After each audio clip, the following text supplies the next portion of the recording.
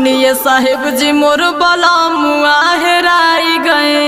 कैसे बलमुआ तोहर मेला में भूला ही गए। टिकुल खरीद गई साथ तबल छूट गए। ऐसन तना कतही पी के सरवा सूत गईल। पढ़लो लिखल न उ हमें कि घर चली आई है।